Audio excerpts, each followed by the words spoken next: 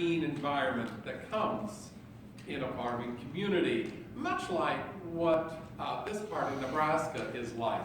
In fact, if you were actually able to take 281 straight down, 250 miles is where my hometown is. So it's directly south of us.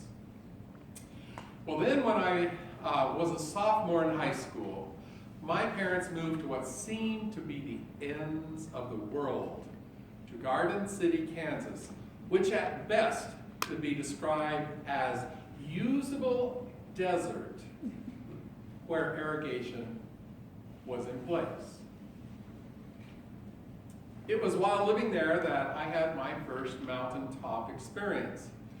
The youth group that I was a member of took a Labor Day weekend retreat to a Christian camp in the Sangre de Cristo mountain range of the Rocky Mountains.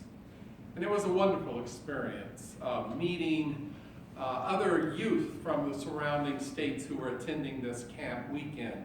Located on the mountain at about 9,000 feet, I was able to breathe air of a completely different quality.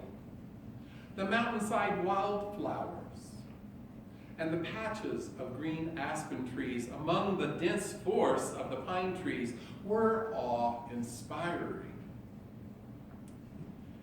Add to these surroundings time devoted to Bible study and discussions with the camp counselors and with other campers at late night sitting around open fires. It truly was a time of enlightenment and feeling very close to God. Then came the end of that experience.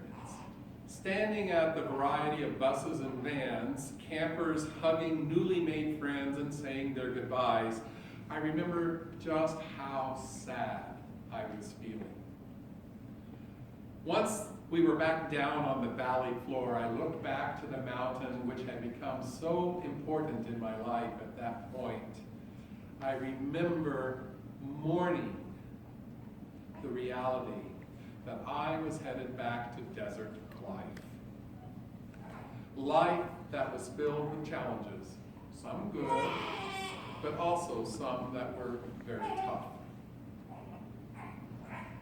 I can so relate to this morning's reading of Jesus and his 3 disciples going up to the mountain for a retreat, a time to recharge one's emotional batteries, have this incredible experience where they have this spiritual encounter, and then coming down from the mountain, brought back to the reality of what life is really like.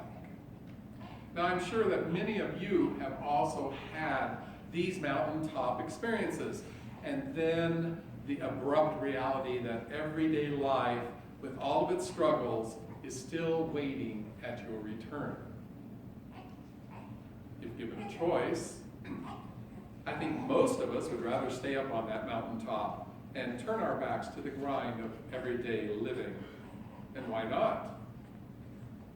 Why would anyone want to leave a place where you feel so close to God, where you are free to experience a spirituality that seems only to happen when you are far away from the burdens of daily living? Well, during my study time with the Hastings Bible study this week, this was one of the questions that we seem to kind of tiptoe around. Why did Luke give us this great story of Jesus chatting with Moses and Elijah, only to follow the story with being confronted with the realities of life once they came down from the mountain? Well, Reverend Heidi Newmark, in her book, Breathing Space, A Spiritual Journey in the South Bronx, gives us an insight to this story of transfiguration. She writes of the experiences of transformation of the church that she served for almost 20 years. Aptly named Transfiguration Lutheran Church. The community was struggling, barely surviving when she arrived, standing amid poverty and the myriad problems that can accompany such a demon. abuse, the lack of education and opportunities, and worst of all, the lack of hope. Transfiguration mostly kept its doors shut tight to the world around it. The work of Jesus rebuking the unclean spirit was example enough for Reverend Newmark. When Peter and the others came down from the mountain, she writes, they found a father and a child gasping for life. But Jesus rebuked the unclean spirit, healed the boy, and gave him back to his father. And they found transfiguration. And so it is.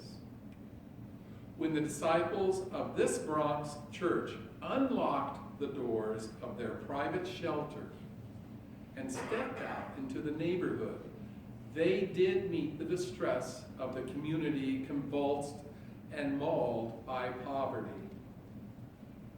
But they also discovered transfiguration as a congregation in connection with others.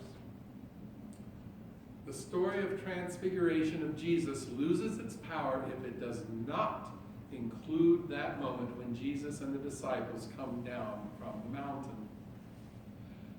The transfigured Jesus is changed, not in essence, but in the way he is seen. He acts in and for the world accordingly. Seeing Jesus differently means seeing oneself and others differently too. The congregation of Transfiguration Church understood living high up in the esoteric air isn't the point of transfiguration. It was never meant as a private experience of spirituality removed from the public square. It was a vision to carry us down, a glimpse of unimagined possibilities at ground level.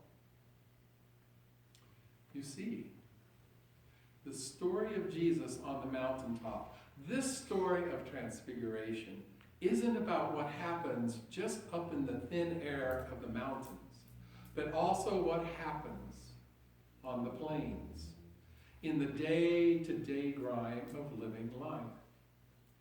It is about realizing how we create our place of encountering with God.